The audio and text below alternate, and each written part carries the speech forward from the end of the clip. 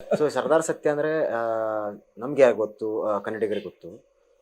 But ನೀವು ಅಲ್ಲಿ ಹೋದಾಗ ಹಾ. ನೀವು ಯಾರು ಅಂತಾನೆ ಹೇಳಿಲ್ಲ ನೀವು ಅಲ್ಲಿ. ಹ್ಮ್. ಅಂದ್ರೆ ಅಲ್ಲಿ ಇದ್ದವ್ರಿಗೆ ಸೆಟ್ ಅಲ್ಲಿ ಇದ್ದವ್ರಿಗೆ ಅಥವಾ ಸೆಟ್ ಇಲ್ಲ ಇಲ್ಲ ಹೇಳಿಲ್ಲ. ಯಾರಿಗೂ ಒಂದು ಹೇಳೇ ಇಲ್ಲ.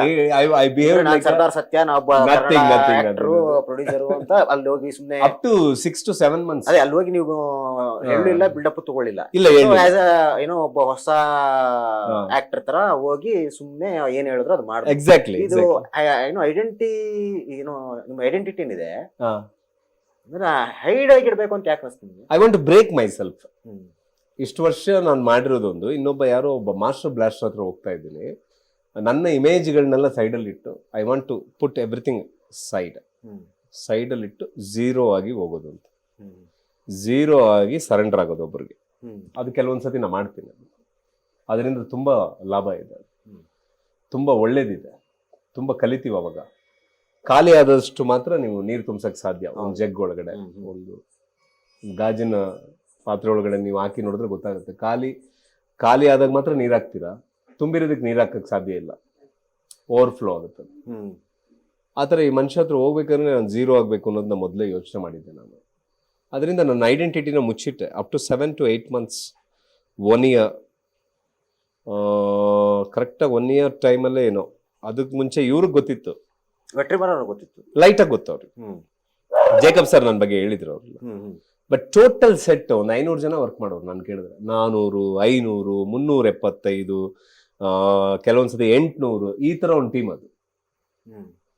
ಅವರಲ್ಲಿ ನಾನು ಒಬ್ಬನಾಗಿ ನಿಂತ್ಕೊಂಡು ಎಲ್ಲಿ ಕೊಡ್ತಾರಲ್ಲಿ ಊಟ ಮಾಡಿ ಹೆಂಗಂದ್ರೆ ಹಂಗಿದ್ದು I enjoyed. In fact Vijay Sethupathi ಅವರು ಗೊತ್ತಿರಲಿಲ್ಲ ನೀವು ಇಲ್ಲಿ ಆಕ್ಟರ್. ಇಲ್ಲ ಇಲ್ಲ ಇಲ್ಲ ಇಲ್ಲ.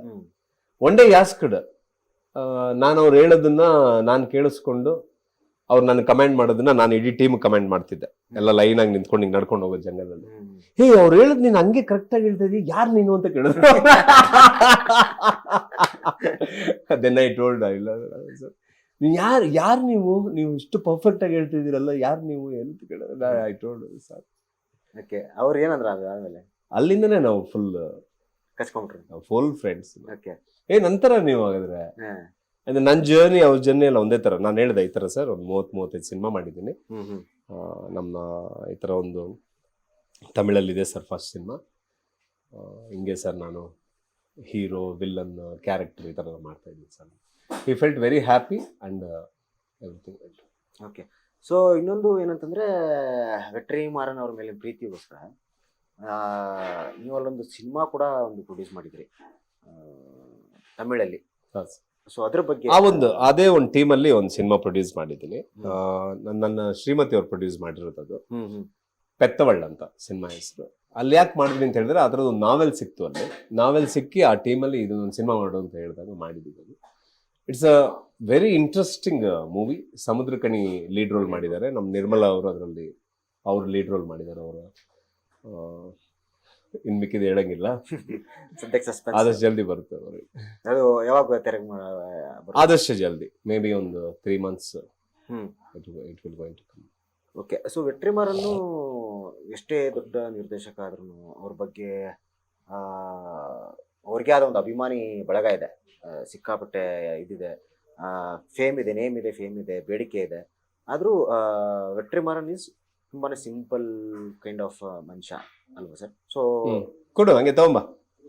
ಸೊ ನೀವೇನು ಹೇಳ್ತೀರಾ? ಅವರು ಬೋಲ್ಡ್ ಅಂಡ್ ಬ್ಯೂಟಿಫುಲ್ ಅಂತ. ಅವರು ಓಪನ್ ಆಗಿ ಇರೋದು, ಫ್ರಾಂಕ್ ಆಗಿ ಇರೋದು, ಯಾರಿಗೂ ಅಂಜದೆ ಹೆದರದೆ ಬದುಕಬೇಕು ಅನ್ನೋ ಧೋರಣೆ, ಇದೆಲ್ಲ ಅವರ very big plus point. So ಈ ಬ್ಲಾಸ್ಟ್ನ ಯಂಗ್ಸ್ಟರ್ಸ್ ವರ್ಗು ಎಲ್ಲರೂ ಇಷ್ಟಪಡ್ತಾರೆ. ಹೌದು, ಅವ್ರೊಂಥರ ಈ ರಾಕೆಟ್ ತರ ಅವ್ರನ್ನ ತುಂಬಾ ಇಷ್ಟಪಡ್ತಾರೆ. ಫಾಸ್ಟ್ ಇರೋದನ್ನ ಯಂಗ್ ಜನರೇಷನ್ ತುಂಬಾ ಇಷ್ಟಪಡುತ್ತೆ. ಅವಾಗ ಆ ಫಾಸ್ಟ್ ಅಲ್ಲಿ ಇದಾರೆ ಅವರು.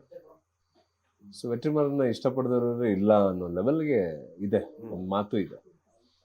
ನಮ್ಮ ಕರ್ನಾಟಕದ ಜನರಲ್ಲಿ ಸುಮಾರು ಜನ ಅವ್ರ ಫ್ಯಾನ್ಸ್ ಇದೆ. ಬಟ್ ಅವ್ರು ಆಮೇಲೆ ಇನ್ನೊಂದು ತುಂಬಾ ಕರ್ನಾಟಕದ ಬಗ್ಗೆ ತಿಳ್ಕೊಂಡಿದ್ದಾರೆ. ಇಲ್ಲಿರೋ ಜನಕ್ಕೆ ಭಾರಿ ರೆಸ್ಪೆಕ್ಟ್ ಕೊಡ್ತಾರೆ. ಅವ್ರಿಗೆ ಎಲ್ಲೇ ಹೋದ್ರು ಅವ್ರಿಗೆ ಅವ್ರ ಫ್ಯಾನ್ಶಿಪ್ ಇದೆ. ಕರ್ನಾಟಕದಲ್ಲಿ ಒಂದು ವಿಶೇಷವಾದ ಒಂದು ಪ್ರೀತಿನೂ ಇದೆ ಅವರಿಗೆ. ನಮ್ಮ ಬಗ್ಗೆ ಎಲ್ಲ ಚೆನ್ನಾಗಿ ತಿಳ್ಕೊಂಡಿದ್ದಾರೆ. ಬ್ಯಾಂಗ್ಳೂರ್ ಅವ್ರನ್ನ ನೆಚ್ಚಿನ ಇನ್ನೊಂದು ಪ್ಲೇಸ್ ಅಂತ ಕೂಡ ಹೇಳಕ್ಕೆ ಇಷ್ಟ.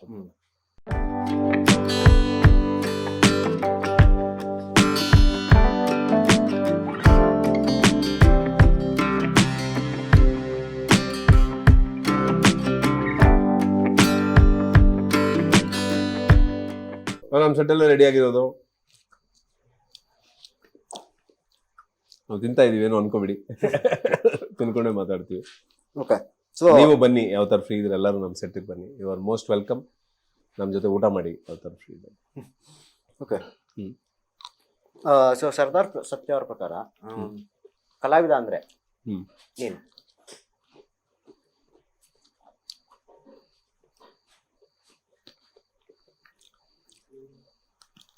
ವಿಧ ವಿಧವಾದ ಕಲೆಗಳನ್ನು ರೂಢಿಸ್ಕೊಂಡು ಆ ಒಂದು ಇನ್ಸ್ಟ್ರೂಮೆಂಟ್ ಥರ ಅವನು. He is the instrument between director and audience. ಒಬ್ಬ ಡೈರೆಕ್ಟರ್ ಅನ್ನೋನು ಅಥವಾ ಒಬ್ಬ ರೈಟರು, ಒಂದು ಕೃತಿ, ಒಂದು ದೊಡ್ಡ ಸಾಹಿತ್ಯ, ಇದೆಲ್ಲನೂ ಜನಕ್ಕೆ ತಲುಪಿಸುವಂಥ ಒಂದು ಇನ್ಸ್ಟ್ರೂಮೆಂಟ್ ಅವನು ಕಲಾವಿದ. ಇಷ್ಟು ಬಿಟ್ಟರೆ ಇನ್ನೇನು ಇಲ್ಲ. ಓಕೆ. ಅದಂಗೆ ಕಾಣಿಸುತ್ತೆ ಅದು ದೊಡ್ಡದಾಗಿ. ಬಟ್ ಕಲಾವಿದ ಅನ್ನೋನು ಏನು ಅನ್ಕೊಂಡಿದ್ದಾರೆ ಅದನ್ನು ತಲುಪಿಸೋನು. ಅವನ ಸಂಸ್ಕಾರ ಚೆನ್ನಾಗಾಗಿತ್ತು ಅಂತ ಹೇಳಿದ್ರೆ ಆ ತಲುಪಿಸೋದು ಚೆನ್ನಾಗಾಗುತ್ತೆ. ಅವನ ಅಬ್ಸರ್ವೇಷನ್ ಚೆನ್ನಾಗಾಗಿದ್ರೆ ಆ ತಲುಪಿಸೋದು ಚೆನ್ನಾಗಾಗುತ್ತೆ ಅನ್ನೋದು ಬಿಟ್ಟರೆ, ಸೊ ಕಲಾವಿದ ಅನ್ನೋನು is a key person, is a instrument. ಭಾವನಾತ್ಮಕವಾದಂಥ ಒಂದು ಇನ್ಸ್ಟ್ರೂಮೆಂಟ್ ಅವನು. ಎಲ್ಲ ಭಾವನೆಗಳನ್ನು ಅನುಭವಿಸಿರೋವನೇ ಒಬ್ಬ ಕಲಾವಿದ. ಯಾರಿಗೆ ಯಾವ ಭಾವನೆ ಬೇಕೋ ಅದನ್ನ ಕೊಡ್ತಾ ಹೋಗ್ತಾನೆ, ಅವನೇ ಕಲಾವಿದ. ಸೊ ಸರ್ದಾರ್ ಸತ್ಯ ಅವರಿಗೆ ಸಂಭಾವನೆ ಮುಖ್ಯನಾ ಪಾತ್ರ ಮುಖ್ಯನಾ? ನನಗೆ ಪಾತ್ರ ಮುಖ್ಯ. ಸಂಭಾವನೆ ಏನಿದ್ರು ಸೆಕೆಂಡ್ ಫಿಕ್ಸ್. ಅದ್ರಲ್ಲಿ ಬದಲಾವಣೆನೇ ಇಲ್ಲ. ಪಾತ್ರ ಚೆನ್ನಾಗಿದ್ರೆ ನಾನು 100% ಯಾವ ಸಿನಿಮಾನು ಬಿಟ್ಟಿದ್ದಿಲ್ಲ. ಸಂಭಾವನೆ ಬೇಕಾದ್ರೆ ಕಡಿಮೆ ಮಾಡ್ಕೋತೀರಾ ಅಥವಾ ಫ್ರೀಯಾಗಿ ಅಂದ್ರೆ ಅಂತ ನಿಮ್ಗೆ ತುಂಬಾ ಪಾತ್ರ ಕಾಡ್ತು ಅಂದ್ರೆ ಫ್ರೀಯಾಗೂ ಸರ್ದಾರ್ ಸತ್ಯ ಇದು ಮಾಡ್ತಾರೆ? ಪಾತ್ರ ನನಗೆ ಇಷ್ಟ ಆಗೋಯ್ತು ಅಂತ ಹೇಳಿದ್ರೆ, ನ್ಯಾಯವಾಗಿ ಅವರಿದ್ರೆ, ಯಾರೇ ಬಂದಿದ್ರು ಅವ್ರು ನ್ಯಾಯವಾಗಿ ಒಂದು ವ್ಯವಹಾರ ಅಂತ ಮಾಡಿದ್ರೆ ಕೊನೆಗೆ ಅದು ವಾಣಿಜ್ಯ. ಹೌದು. ಸೇವೆ ಅಂತ ಒಂದಿರುತ್ತೆ, ಅದನ್ನ ಮಾಡ್ತೀನಿ. ವರ್ಷಕ್ಕೆ ಒಂದು ಸಿನಿಮಾ 2 ಸಿನಿಮಾ ಫ್ರೀಯಾಗಿ ಮಾಡ್ತೀನಿ ನಾನು, ಅದು ಬೇರೆ. ವಾಣಿಜ್ಯ ಅಂತ ಬಂದಾಗ ಪಾತ್ರ ಚೆನ್ನಾಗಿದ್ದು ಅವರು ನನ್ನನ್ನು ಕರೆಕ್ಟಾಗಿ ನನಗೆ ಒಂದು ಆಫರ್ಗಳು ಕರೆಕ್ಟಾಗಿ ಕೊಟ್ಟು ನಾನು ಅವರ ಆಫರ್ನ ಕರೆಕ್ಟಾಗಿ ಅರ್ಥ ಮಾಡ್ಕೊಂಡು ಇಬ್ಬರಿಗೂ ಅನುಕೂಲ ಆಗುತ್ತೆ ಅಂತ ದಟ್ ಸೂಪರ್. ಸೊ ಆಗಲೇ ಮಾತಾಡ್ತಾ ಕನ್ನಡದಲ್ಲಿ ಯಾವೆಲ್ಲ ಸಿನಿಮಾ ಮಾಡ್ತಾ ಇದ್ದೀರಿ ಅಂತ ಹೇಳಿದ್ರಿ. ಸೊ ಈಗ ತಮಿಳಲ್ಲಿ ಹೇಗಿದೆ ನಿಮ್ಗೆ ರೆಸ್ಪಾನ್ಸ್? ಈಗ ಬಿಡುದರೆ 2 ಬಿಟ್ರೆ ತಮಿಳಲ್ಲಿ ಯಾವ್ದಾದ್ರು ಮಾಡ್ತಾ ಇದ್ದೀರಾ? ಏನು ಮಾತುಕತೆ ನಡೀತಾ ಇದೆಯಾ? ಇವಾಗ ಕನ್ನಡದಲ್ಲಿ ಒಂದು 3 ಸಿನಿಮಾ ನಡೀತಾ ಇದೆ ಇವಾಗ. ತಮಿಳಲ್ಲಿ ಬಿಡುದಲೈ 2 ಅದು ಮುಗಿಸಿದ್ದೀನಿ. ಬಿಡುದಲೈ 2 ಮುಗಿಸಿದ್ದೀನಿ ಇವಾಗ. It's going to be release now. After that ಅದು ರಿಲೀಸ್ ಆದ ತಕ್ಷಣ ಒಂದು 2-3 ಸಿನಿಮಾ ಇದೆ, ಆ ಸಿನಿಮಾಗೆ ಹೋಗ್ತೀನಿ.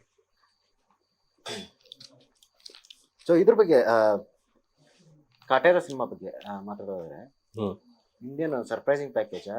ಯಾವ ಥರದ್ದು? ಒಂದೇನಾದ್ರು ಸುಳಿವು ಕುಟ್ಟು ಪಾತ್ರ? ಕೆಲವೊಂದು ವಿಚಾರಗಳನ್ನ ಮುಂಚೆನೆ ಮಾತಾಡಂಗಿಲ್ಲ. ಅಲ್ಲ, ನೀವು ಮತ್ತೆ ದರ್ಶನ್ ಸರ್ ಅವರು ತುಂಬಾ ಆತ್ಮೀಯರು ಮೊದ್ಲಿಂದನು. ನೀವು ಅವ್ರನ್ನ ಅಣ್ಣ ಅಂತಾನೆ ನಮ್ಮ ಬ್ರದರ್. ಸೊ ಅವರು ಅವ್ರ ಜೊತೆ ಮತ್ತೆ ಸ್ವಲ್ಪ ಗ್ಯಾಪ್ ನಂತರ ಅನ್ಸುತ್ತೆ ಚಕ್ರವರ್ತಿ ಆದ್ಮೇಲೆ ಮಾಡಿದ್ದು ನೀವು ಅಲ್ವಾ ಸರ್? ಹೌದು. ಸೊ ಇದ್ರ ಬಗ್ಗೆ ನಿಮ್ಮ ಮಧ್ಯೆ ಏನೇನು ಮಾತುಕತೆ ಆಯ್ತು? ಇಷ್ಟು ದಿನ ಆದ್ಮೇಲೆ ಸಿಕ್ಕಿದ್ದು, ಇಷ್ಟೆಲ್ಲ ಆದ್ಮೇಲೆ ಭಯಂಕರ ಬಿಡುದಲೆ ಛೇಡಿಸೋದ್ರಲ್ಲಿ, ಪ್ರೀತಿ ಮಾಡೋದ್ರಲ್ಲಿ, ಇದ್ರಲ್ಲೆಲ್ಲ ಸರಿಸಾಟಿ ಯಾರು ಇಲ್ಲ ನನ್ನ ಪ್ರಕಾರ. ಪ್ರೀತಿನೇ ತುಂಬಾ ಹೆವಿ ವಾಲ್ಟೇಜ್ ಪ್ರೀತಿ ಇರುತ್ತೆ. I love that very much. ಏನ್ ಸತ್ಯ ನಮ್ಮನ್ನ ಮರ್ತ್ಬಿಟ್ಟಿದ್ದಾನೆ ಅಂತಾನೆ ಎದುರುಗಡೆ ಸಿಕ್ಕಿದಾಗ ಮಾತಾಡ್ಸಿದ್ದು ಕಾಟೇರಿಗೆ ಹೋದಾಗ. ಏನಪ್ಪ ದೊಡ್ಡವನಾಗ್ಬಿಡ್ತಾರೆ ಅಂತ. ಅಣ್ಣ ಬಗ್ಗೆ ಇನ್ನೇನು ಮಾತಾಡಕ್ಕಾಗಲ್ಲ. Is a brother, big brother. Behave like a big brother with me. Always he showed love. ನನ್ನ ಜೊತೆ ಯಾವತ್ತೂ ಅದೇ ಪ್ರೀತಿ, ಅದೇ ವಿಶ್ವಾಸ. ಆ ಥರ ಸುಮಾರು ಜನ ಇದ್ದಾರೆ. ಅದರಲ್ಲಿ ದರ್ಶನ್ ಅಣ್ಣ, I love him personally and as a actor ಆಗಿ ಅವನ್ನ ನೋಡಿದ್ರೆ ನಂಗೆ ಖುಷಿ ಆಗುತ್ತೆ. ನಮ್ಮ ಕರ್ನಾಟಕದಲ್ಲಿ ಒಂದು ಅದ್ಭುತವಾದ ಒಂದು ಪರ್ಸನಾಲಿಟಿ, ಒಂದು ಪ್ರತಿಭೆ, ಸೂಪರ್. ಸೊ ಈಗ ದರ್ಶನ್ ಅವರು ಹೊರತುಪಡಿಸಿ, ಕಾಟೇರ ಹೊರತುಪಡಿಸಿ, ಉಡುದಲೆ ಹೊರತುಪಡಿಸಿ, ವೆಟ್ರಿಮಾರನ್ ಹೊರತುಪಡಿಸಿ ಮಾತಾಡೋದಾದ್ರೆ, ಸರ್ದಾರ್ ಸತ್ಯ ಅವರು ಏನು ಮಾಡ್ತಾರೆ ಅಂದರೆ, ಏನು ಗುರಿ, ಏನು ಯೋಚನೆ ಕನ್ನಡದಲ್ಲಿ ಇನ್ನಷ್ಟು ಪ್ರಯೋಗ ಮಾಡ್ತಾರ, ತಮಿಳಲ್ಲಿ ಬ್ಯುಸಿ ಆಗೋಗ್ಬಿಡ್ತಾರ, ಅಥವಾ ಕನ್ನಡ ತಮಿಳು ಎರಡು ದೋಣಿಯ ನಾವಿಕನಾಗ್ತಾರ, ಹೇಗೆ? ಒಟ್ಟಾರೆ ತೇದ್ರೆ ಗಂಧ ಜೊತೆನೆ ತೇಯ್ಬೇಕು ಅಂತ ಆಸೆ ನನಗೆ. ಯಾವುದೇ ಕೆಲಸ ಆದರೂ ಮತ್ತೆ ಮತ್ತೆ ಮತ್ತೆ ಮತ್ತೆ ಮತ್ತೆ ಅದೇ ಆ್ಯಕ್ಟಿಂಗ್, ಅದೇ ಪ್ರೊಡಕ್ಷನ್, ಅದೇ ಮತ್ತಿನ್ನೇನೋ ನನಗೆ ಖುಷಿ ಕೊಡೋಂಥ ಕೆಲಸ, ಏನೋ ವ್ಯಾಪಾರ ವ್ಯವಹಾರ ಸಮಥಿಂಗ್ ಇದರಲ್ಲೇ ಇರಬೇಕು ಅಂತ ಆಸೆ ಪಡ್ತೀನಿ ನಾನು. ಕೊನೆ ಉಸಿರಿರೋವರೆಗೂ ಇದೆ. ನನ್ನ ಪ್ಯಾಷನ್ ಬಂದು very simple: good actor, good maker are good producer because of my wife. ಅವಳು ನನಗೆ ಕಲಿಸಿದ ಒಂದು ಪಾಠ ಅದು ಪ್ರೊಡ್ಯೂಸರ್ ಅನ್ನೋದು. ಅದರಲ್ಲಿ ಮೇಲ್ ಅಂದರೆ ಬೀಳೋದು ಎದ್ದೇಳೋದು ಎಲ್ಲ ಮಾಡಿದ್ದೀವಿ ನಾವಿಬ್ಬರು, ಬಟ್ ಅದನ್ನ ಎಂಜಾಯ್ ಮಾಡಿದ್ದೀವಿ ಆ ಪ್ರಾಸೆಸ್ನ. ಮತ್ತೆ ಅಲ್ಲೇ ಗೆಲ್ತೀವಿ, ಮತ್ತೆ ಅಲ್ಲೇ ನಾವು ಸೋಲ್ತೀವಿ, ಮತ್ತೆ ಗೆಲ್ತೀವಿ, ಮತ್ತೆ ಅದು ಬೇರೆ ಥರ ಅದು ಗೇಮ್ ಅದು. ಸೊ ಟೋಟಲಿ ನನ್ನ ಏಮ್ಸ್ ಅನ್ನೋದು ಬಂದು ಗುಡ್ ಪ್ರೊಡಕ್ಷನ್ ಹೌಸ್ ಮಾಡಬೇಕು,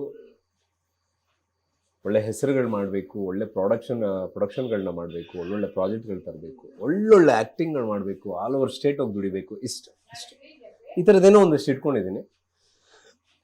ಜೊತೆಗೆ ಒಬ್ಬನೇ ಮಗ ಇರೋದು, ಅವನು ನಮ್ಮಪ್ಪ ನಮ್ಮಮ್ಮ ಅಂತ ಅವನು ಹೆಮ್ಮೆ ಪಡಬೇಕು, ಅದನ್ನ ಎದೆ ತಟ್ಕೊಂಡು ಹೇಳ್ಬೇಕು ಅವನು.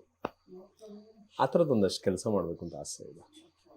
ಅದು ಬಿಟ್ಟರೆ ತುಂಬ ಆಗದೆ ಇರೋದೆಲ್ಲ ತುಂಬ ಯೋಚನೆ ಮಾಡಿ ಅದನ್ನು ಮಾತಾಡಿ ಟೈಮ್ ವೇಸ್ಟ್ ಮಾಡೋದಿಲ್ಲ ನಾನು.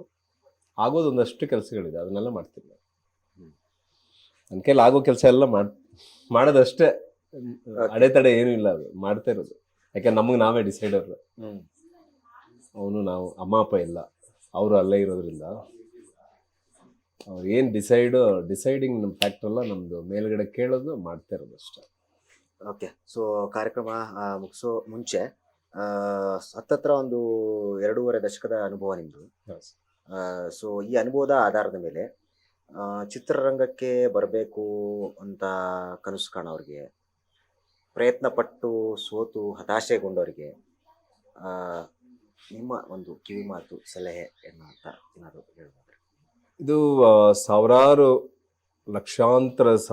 ವರ್ಷಗಳು, ಈ ಥರ ಲೆಕ್ಕನೇ ಇಲ್ಲದೆ ಇರೋಷ್ಟು ವರ್ಷಗಳು ನಾವೆಲ್ಲ ಮನುಕುಲ ಬದುಕಿದ್ದೀವಿ, ಹುಟ್ಟಿದ್ದೀವಿ, ಸತ್ತಿದ್ದೀವಿ. ನಾವು ಅಷ್ಟೇ ಹುಟ್ಟಿದ್ದೀವಿ, ಒಂದಿನ ಎಲ್ಲರೂ ಹೋಗ್ತೀವಿ. ತುಂಬ ಸೀರಿಯಸ್ ಆಗಿ ತೊಗೊಳೋದು ಬೇಡ. ಯಾವುದನ್ನು ಪ್ರಯತ್ನ ಪಟ್ಟಿದ್ದೀವಿ, ಏನೋ ಗಿಟ್ಟಿಲ್ಲ, ಮತ್ತು ಇನ್ನೇನೋ ಒಂದು ಆ್ಯಂಗಲಲ್ಲಿ ಪ್ರಯತ್ನ ಪಡಬೇಕು. ಆವಾಗೆಲ್ಲೋ ಒಂದು ಕಡೆ ಗಿಟ್ಟದಾಗಲೂ ಮತ್ತೆ ಸಂತೋಷ ಪಡಲ್ಲ, ಇನ್ನೆಲ್ಲೋ ಒಂದು ಕಡೆ ಬೀಳ್ತೀವಿ, ಮತ್ತೆ ಎದ್ದೇಳ್ಬೇಕು ಮೇಲೆ. ಸೊ ಅದರಿಂದ ದುಃಖ ಬೇಡ, ಹತಾಶೆ ಬೇಡ. ಜೀವನ ಇರೋದೇ ಹಾಗೆ, ಕೊನೆ ಉಸಿರಿರೋವರೆಗೂ ಒಂದು ಎಕ್ಸಾಮಿನೇಷನ್ ಅಂತ ಇದ್ದೇ ಇರುತ್ತೆ. ಕಷ್ಟ ಕಾರ್ಪಣ್ಯಗಳು ತಪ್ಪಿದ್ದಲ್ಲ. Ready to face everything. Life any time ನಂದನವನೇ ಆಗಿರಲ್ಲ. ಕೆಲವೊಂದು ಸತಿ ಮರಳುಗಾಡೂ ಆಗಿರುತ್ತೆ, ಮರುಭೂಮಿನೂ ಆಗಿರುತ್ತೆ. ಸೊ ಆಲ್ವೇಸ್ ಚೀರ್ಫುಲ್ ಆಗಿರಿ. ಹುಡುಕಿ ನಿಮ್ಗೆ ಇಷ್ಟ ಆಗಿದ್ದನ್ನೇ ಮಾಡಿ. ನಿಮ್ಗೆ ಇಷ್ಟ ಆಗಿದ್ದನ್ನೇ ಹುಡುಕಿ ಮಾಡ್ತಿದ್ದಾಗ ಪ್ರೋಗ್ರೆಸ್ ಸಿಗುತ್ತೆ.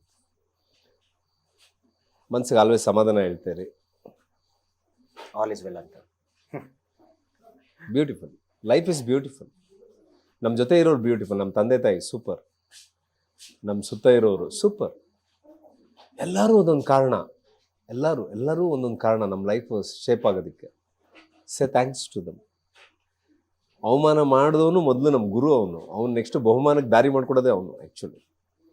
ಇರಲಿ, ಎನಿವೆ ಎಲ್ಲರಿಗೂ ಥ್ಯಾಂಕ್ಸ್ ಹೇಳ್ತಾ ಇದ್ದೀನಿ. ಎಲ್ಲ ವೀಕ್ಷಕರಿಗೂ ನನ್ನ ಹೃದಯಪೂರ್ವಕವಾದ ಧನ್ಯವಾದಗಳು. Thank you very much. ಜೈ ಹಿಂದ್, ಜೈ ಕರ್ನಾಟಕ ಮಾತೆ. ಥ್ಯಾಂಕ್ ಯು ಸರ್ದಾರ್ ಸತ್ಯ ಸರ್. ಇಷ್ಟೊತ್ತು ನಿಮ್ಮ ಬ್ಯುಸಿ ಶೆಡ್ಯೂಲ್ ನಡುವೆ ಟೈಮ್ ತಗೊಂಡು ನಮಗೋಸ್ಕರ ಒಂದಿಷ್ಟು ಟೈಮನ್ನು ಬಿಡುವು ಮಾಡಿಕೊಂಡು ನಮ್ಮ ಜೊತೆ ನಿಮ್ಮ ಮನದ ಮಾತನ್ನು ಹಂಚ್ಕೊಂಡಿದ್ದಕ್ಕೆ ನಿಮಗೆ ಮಗದೊಮ್ಮೆ ಧನ್ಯವಾದಗಳು. Thank you very much sir. Thank you sir. So ವಿಡುದಲೆಯಿಂದ ಬದುಕು ಬದಲಾಗಿದೆ. ವಿಡುದಲೆ 2 ಮೇಲೆ ಬೆಟ್ಟದಷ್ಟು ನಿರೀಕ್ಷೆ ಇದೆ. ಮುಂದೆ ಕೂಡ 10 ಪಾತ್ರಗಳನ್ನು ಮಾಡುವ ಆಸೆ ಇದೆ ಅನ್ನೋದು ಸರ್ದಾರ್ ಸತ್ಯ ಅವರ ಮನದ ಮಾತು. ಇದಾಗಿತ್ತು ಈ ಕ್ಷಣದ ವಿಶೇಷ. ಮತ್ತೊಬ್ಬ ಅತಿಥಿ ಜೊತೆಗೆ ಮತ್ತೆ ನಿಮ್ಮ ಮುಂದೆ ಆದಷ್ಟು ಬೇಗ ಬರ್ತೀನಿ. ಅಲ್ಲಿವರೆಗೆ ನಮಸ್ಕಾರ.